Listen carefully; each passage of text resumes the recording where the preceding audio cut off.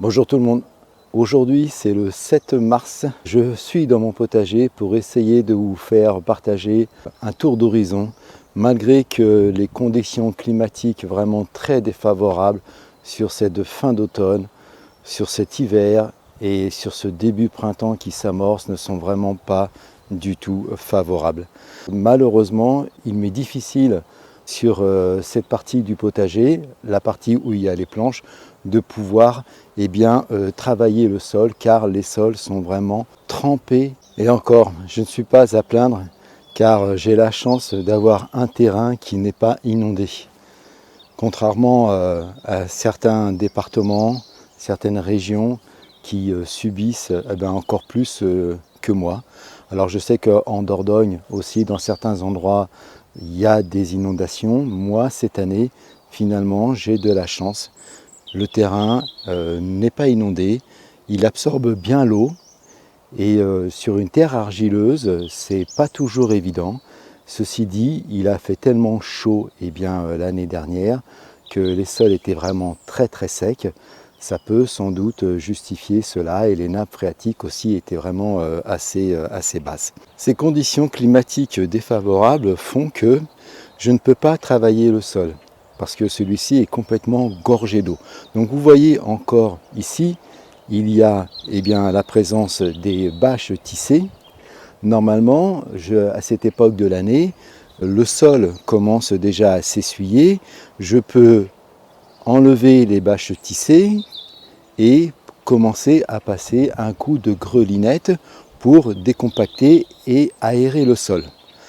Là, si jamais, comme une journée comme aujourd'hui, où il fait beau, hier il a plu toute la journée, si jamais je débâche, je vais tenter d'essayer de passer la grelinette là-dessus, ça va être une catastrophe. C'est vraiment gorgé. La terre va s'agglomérer, va coller au niveau des dents. Ça va être de plus en plus pénible à relever en fait la grelinette parce que la grelinette va être de plus en plus lourde.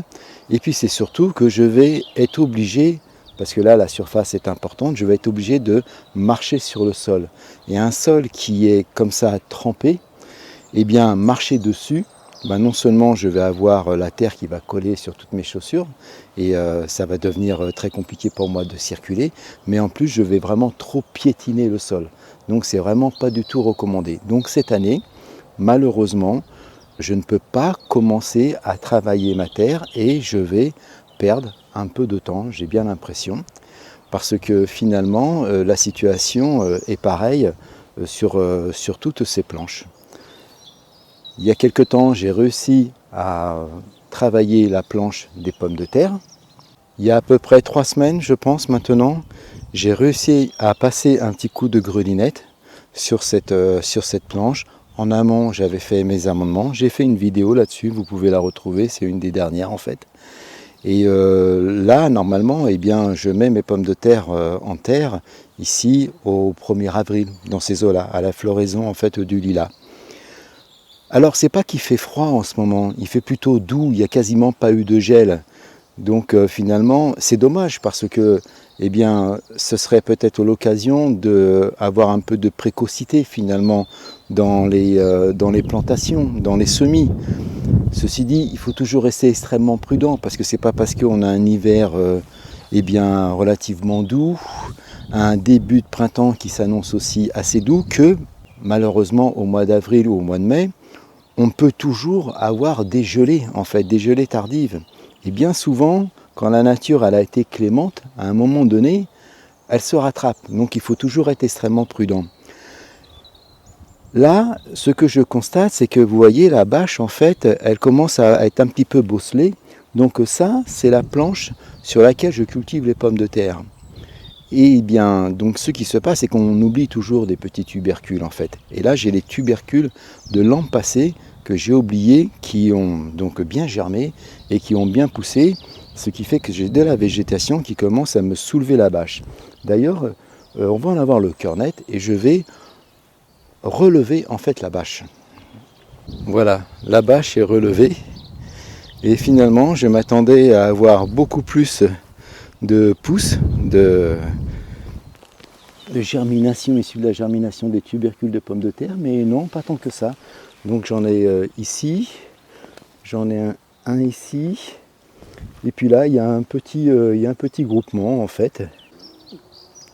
Voilà, cette planche en fait elle a été travaillée, hein, comme je vous disais précédemment, et elle est en attente en fait de plantation. Alors ceci dit, même s'il y a eu des conditions climatiques extraordinaires, sur les mois précédents, c'est pas pour autant que j'aurais déjà mis en terre en fait finalement la pomme de terre.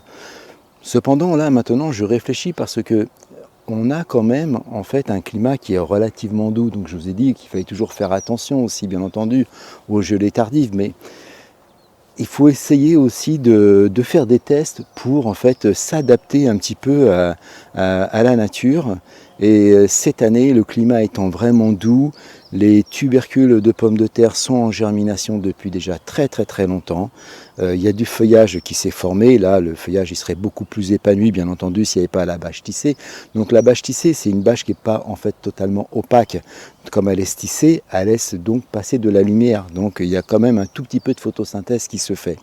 Alors ce que j'ai envie de faire, c'est que je vais regarder la fenêtre météo sur une quinzaine de jours, et peut-être que je ne vais pas attendre en fait début avril pour mettre en terre les tubercules de pommes de terre.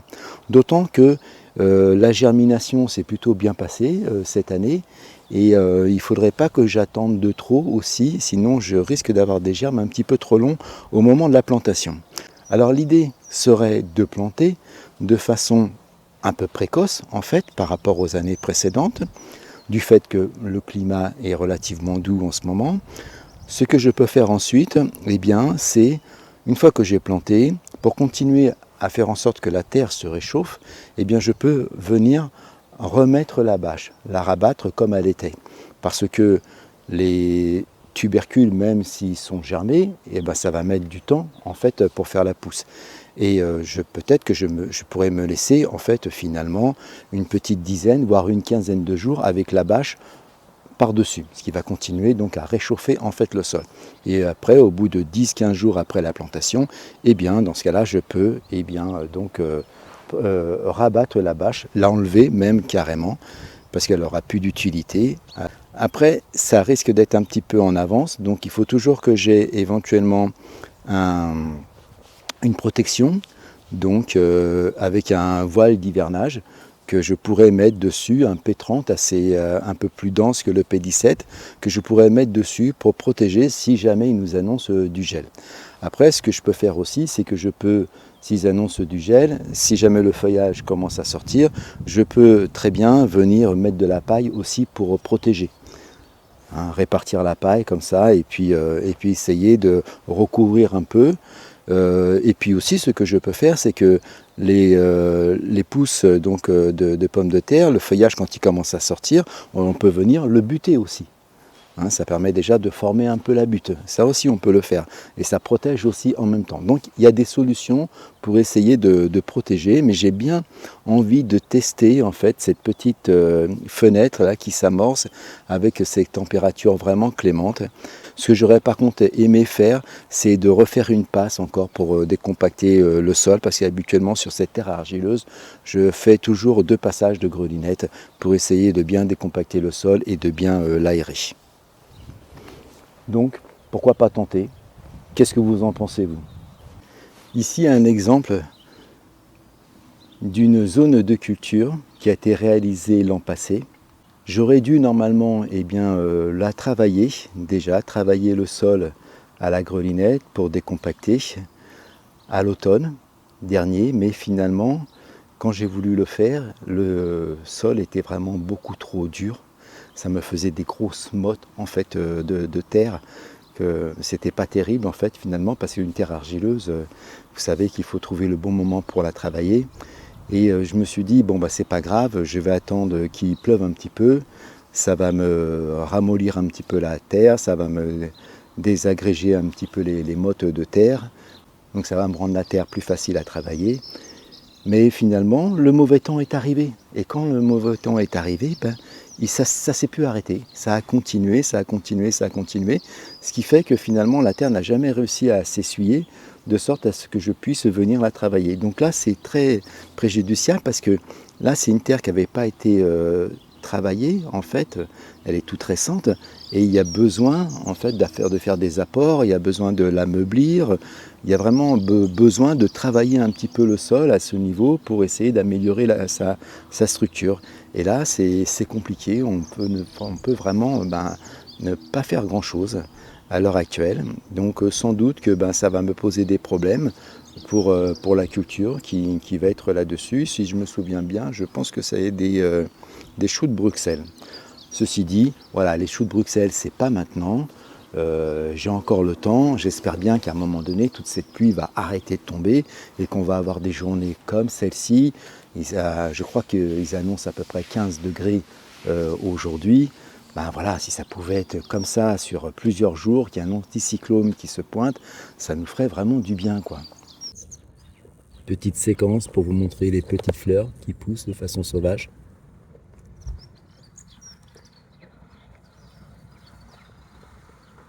Là ici on est sur la planche de culture qui va recevoir normalement les concombres qui vont être palissés ici. Donc il y a 3 palissades. Ensuite il y aura devant les palissades, il y aura les poivrons et entre il y aura les aubergines. Et là en fait ça c'est une planche qui va dans sa 2e année. Et elle n'avait pas forcément été très amendée l'année dernière. Et là, cette année, ce que j'ai fait, c'est que j'ai fait un compost de surface.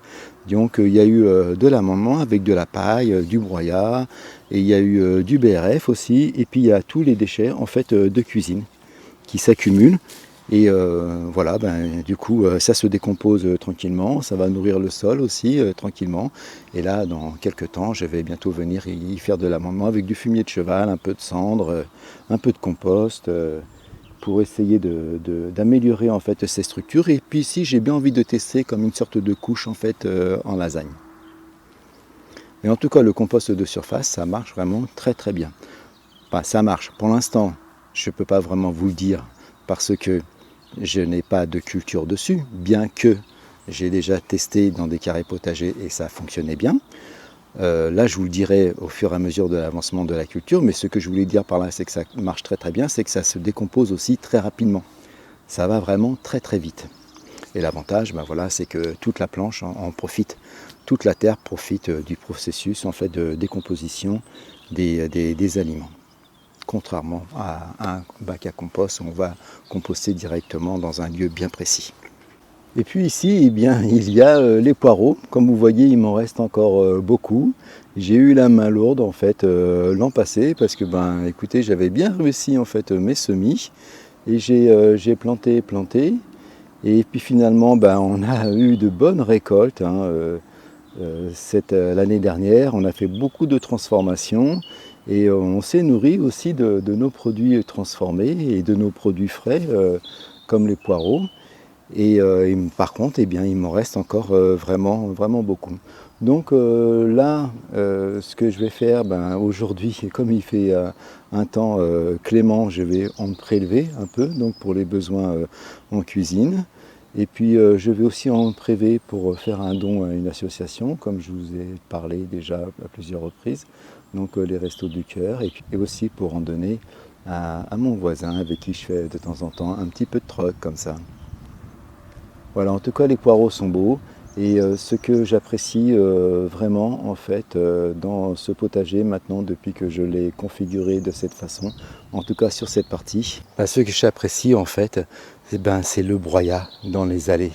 Ça c'est formidable, c'est vraiment nickel.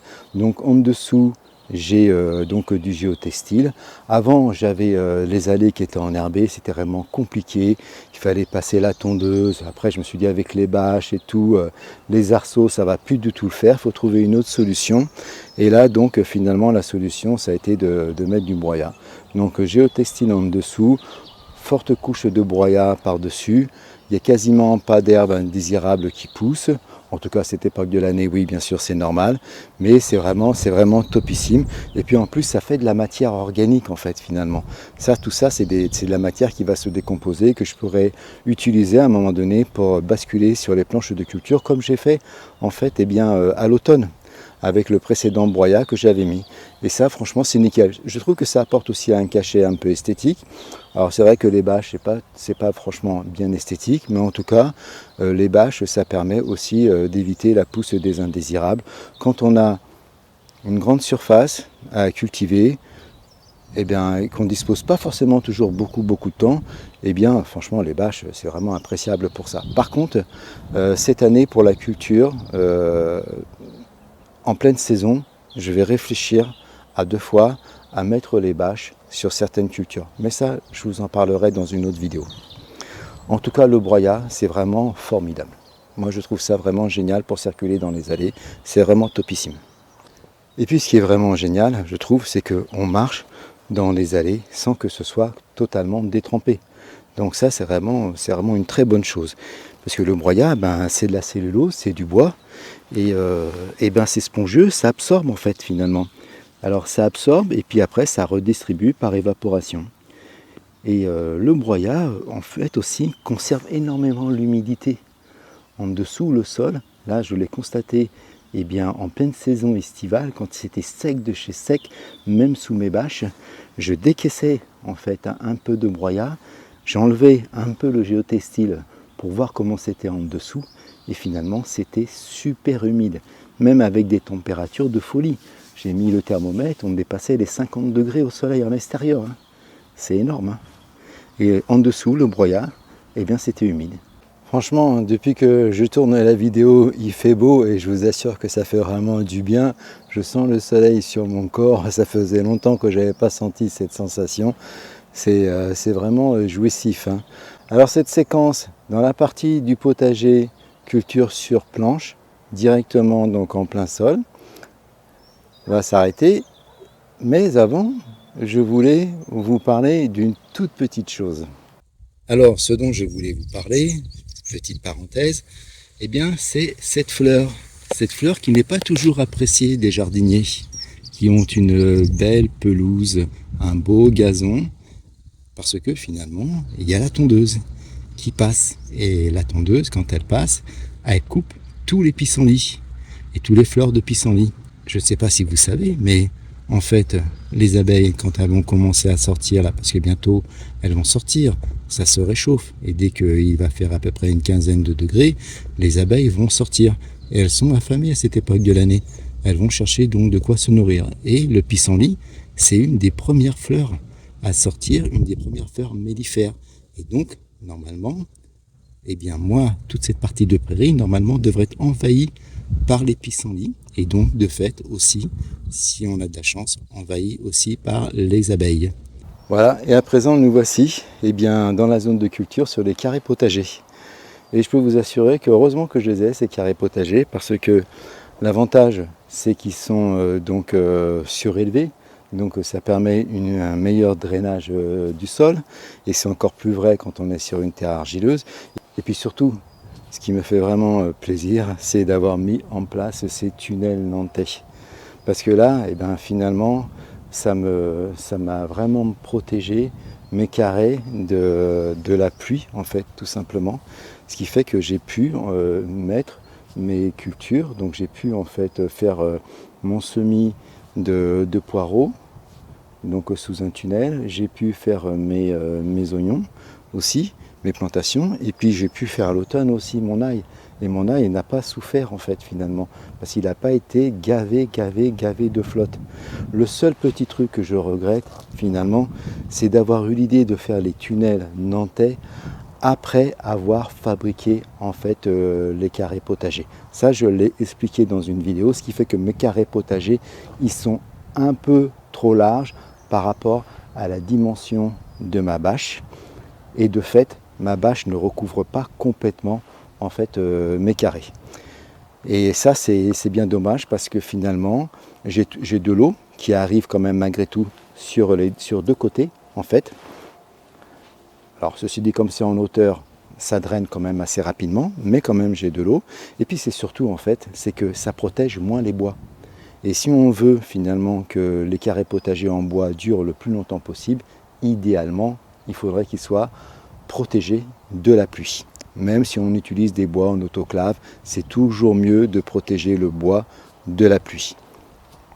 Surtout quand il est en fait aussi en contact indirect, parce que quand même moi c'est protégé, le bois est protégé avec une bande d'arras qu'on utilise en maçonnerie, mais quand même, en fait finalement c'est toujours mieux de protéger les bois. D'ailleurs à ce sujet, je vais faire une vidéo spéciale là-dessus. J'ai fait une petite modélisation 3D du carré potager que j'aurais bien aimé avoir et je vais vous montrer ça dans une prochaine vidéo. Comme ça vous servira si toutefois vous avez envie de vous lancer dans eh bien, la fabrication de carrés potagers avec des tunnels nantais. Donc j'ai fait une vidéo sur la fabrication des carrés potagers, c'est plutôt un montage photo, parce qu'à l'époque j'avais fait des photos, je ne faisais pas encore des vidéos, donc j'ai fait un montage photo, ça c'est sur la chaîne. J'ai fait une vidéo aussi sur donc la mise en place des tunnels nantais avec les tubes ERL et la bâche, et je vais faire un mix de tout ça et que je vais fusionner avec une 3D pour vous montrer en fait finalement pour moi ce qui est la situation en fait idéale.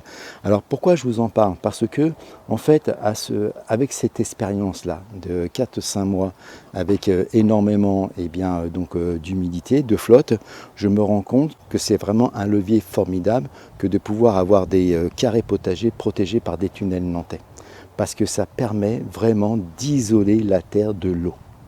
Et en plus, l'avantage, c'est que finalement, on peut l'été, bien entendu, enlever la bâche et on peut venir mettre de l'ombrage par-dessus. Un voile d'ombrage, par exemple, c'est tout à fait possible. Et ça protège aussi les cultures, donc en fait, du rayonnement solaire, des UV. Donc c'est super intéressant pour faire baisser la température. Donc je pense que dans une conjoncture actuelle, comme celle qu'on en a connue là actuellement, je sais qu'on est plusieurs à réfléchir là-dessus. J'ai vu la vidéo que peut-être vous connaissez tous, Jean-Pierre du potager de Luna. Je crois au travers de ces vidéos que Jean-Pierre cogite aussi énormément à ce niveau, parce que ce n'est pas la première fois qu'il nous parle aussi donc, de solutions d'avenir pour essayer donc, au potagiste lambda de s'en sortir malgré en fait un climat qui est vraiment extrêmement changeant et pas forcément en fait favorable, plus forcément optimal, dirons-nous, pour la culture potagère.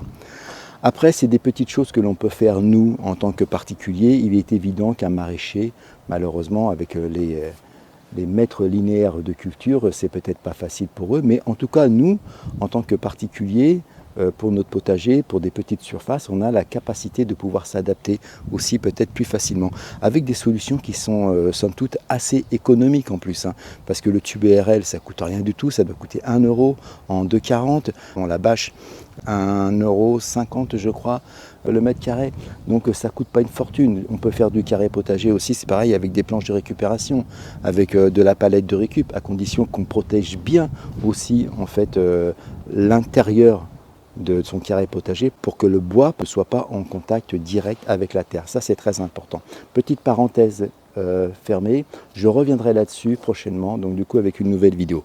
Donc là ce que je vais faire, c'est que je vais ouvrir les tunnels nantais et on va voir un peu ce qu'il y a là-dedans, comment ça se passe. Bien, dans ce premier carré potager, eh bien, nous avons les semis de poireaux. J'ai tenté cette année de faire l'expérience de semer les poireaux dans mes petites boxes, mais finalement le résultat n'était pas vraiment génial.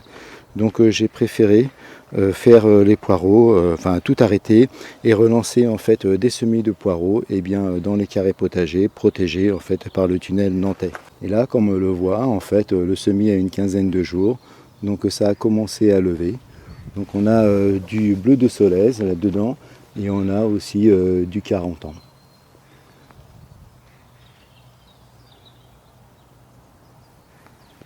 Donc le semis est large. Donc j'ai une bande qui doit faire entre 15 et 20 cm, de sorte à semer de façon très aérée et pas dense pour éclaircir le moins possible. Bien, dans celui-ci, nous avons les oignons. Alors il y a 3 carrés potagers qui contiennent des oignons. On a le Sturon, le Stuttgarten et on a le jaune. L'année dernière, en fait, j'avais fait une très très bonne récolte. J'avais dépassé les 50 kg, ce qui est vraiment très intéressant pour en fait environ 8 mètres carrés de culture. Donc là, ils ont été mis en terre un petit peu plus tardivement par rapport à l'année dernière. Il n'y avait pas grand chose, hein, je pense peut-être une petite huitaine.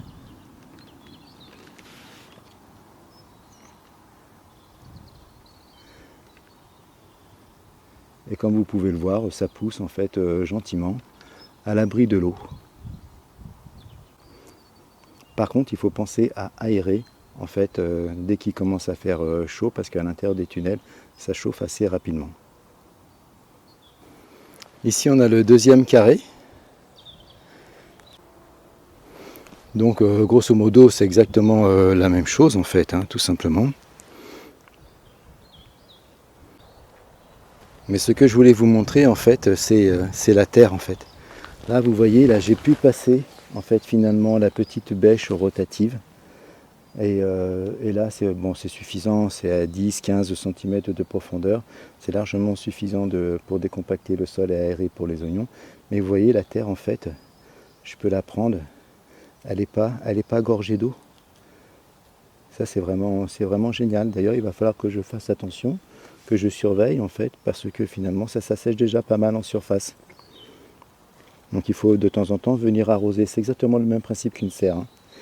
Avec l'avantage, ceci dit, par rapport à une serre, c'est qu'un carré potager, comme ça, recouvert d'un tunnel nantais, eh bien, on peut l'ouvrir très facilement. Si jamais il nous annonce une petite pluie, si le sol a besoin de recevoir de l'eau, eh bien, dans ce cas-là, on peut très bien ouvrir tout simplement ces tunnels nantais et laisser l'eau qui tombe du ciel venir arroser ces carrés potagers. C'est beaucoup plus écologique que de venir arroser avec l'eau du robinet. Et si je compare en fait la terre par rapport à un carré potager qui n'est pas couvert, bah, c'est pas la même histoire, hein. Vous voyez, là c'est compact de chez compact. Je peux faire de la boulette tranquille, il n'y a pas de problème. C'est gorgé de flotte, malgré qu'on soit sur une surface surélevée qui permet un meilleur drainage du sol. Dans ce carré, j'ai les fraisiers. Donc les fraisiers, ils vont sur leur troisième année. Et finalement, il va falloir que je pense à faire un tuilage avec de nouveaux pieds.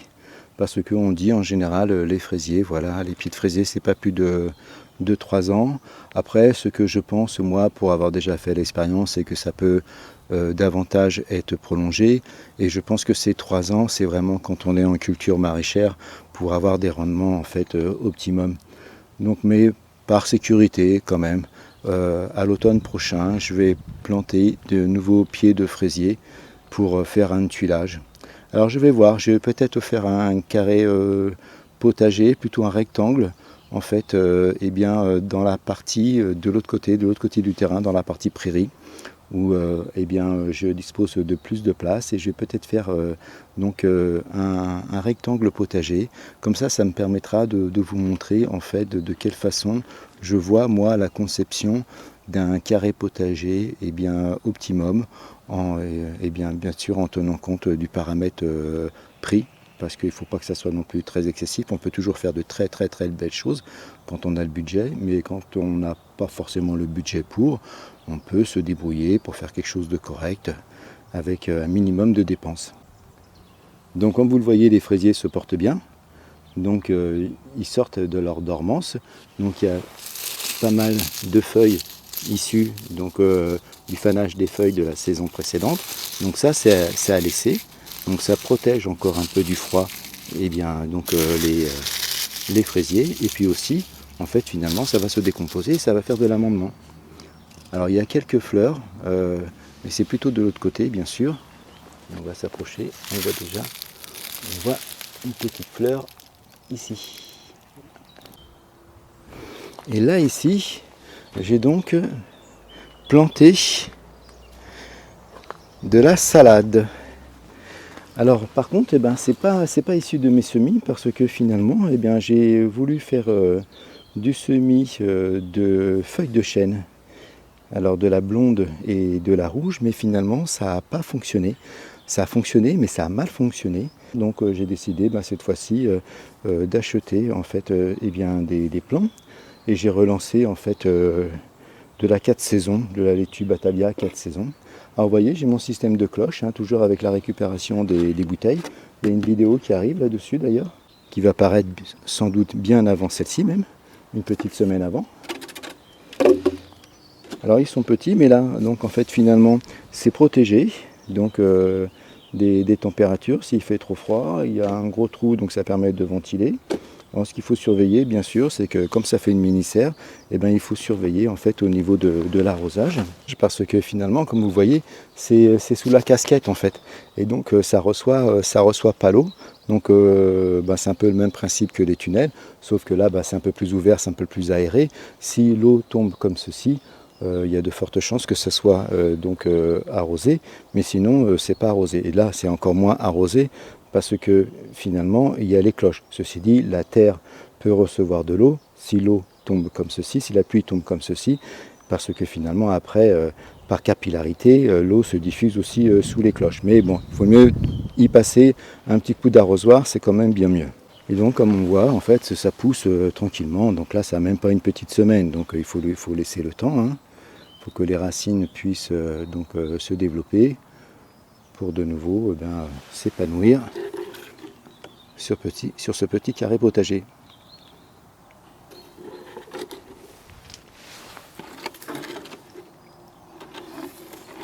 Alors il y a de l'anti-limaces, j'en ai mis parce que j'ai vu que ça traînait un petit peu. J'en ai une qui avait commencé à se faire bouffer, donc finalement, moi je ne sais pas du tout quelle est votre philosophie, mais moi j'hésite pas à mettre un tout petit peu d'anti-limaces quand c'est vraiment nécessaire. Je connais toutes les astuces, bière et tout et compagnie, mais voilà, j'avais pas envie de me prendre le chou là. À cette époque de l'année, j'ai mis un peu d'anti-limaces. Et on va finir la visite des carrés potagers avec l'ail. Donc là, vous voyez, c'est ventilé, parce qu'il ne faut pas que ça soit humide, donc il faut que ça ventile bien. Donc on va ouvrir le tunnel.